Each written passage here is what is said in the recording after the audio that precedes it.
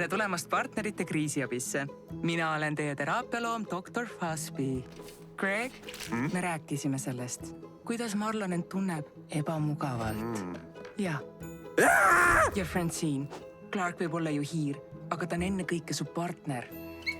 Meil on siin ka 2 uut partnerit. Kas te räägiksite meile oma teekonnast Rikke ristmikuni? No, me oleme olnud ametlikud partnerid 1 nädala. Palju õnne meile.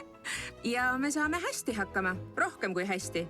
Ja me päästsime terve linna, nii et see, et me siin oleme, tundub olevat mingi arusaamatus. Nägite, kuidas ta vastas esimesena? Ei lubanud partneril rääkida ja väristab jalga, kui ebamugavust varjab.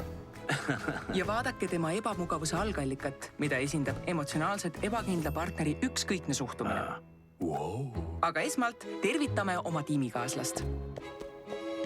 Hea küll. Kahjuks otsustas Karen võtta Joe naeratust kui agressiooni märki. Sarved alla, Karen. Karen, sarved alla. Tooge keegi voli! Jenku, rebane! See on otsustava tähtsusega juhtum. Kui keerate untsu, löön teid lahku.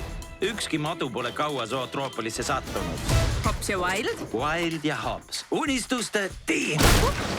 Andeks, Paul.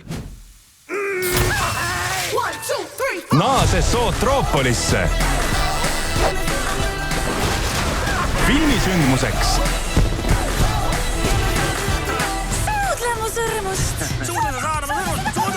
Mis teeb ajalugu?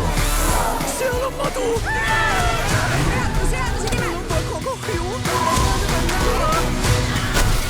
Ära kisu kõrvu, ära kunagi rebi Jenku kõrvu.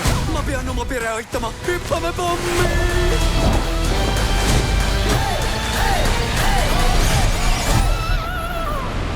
Zootropolis 2.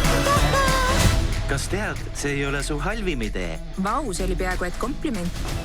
Halvim idee oli see, mis sa kõrvadega tegid. Varsti kinodes.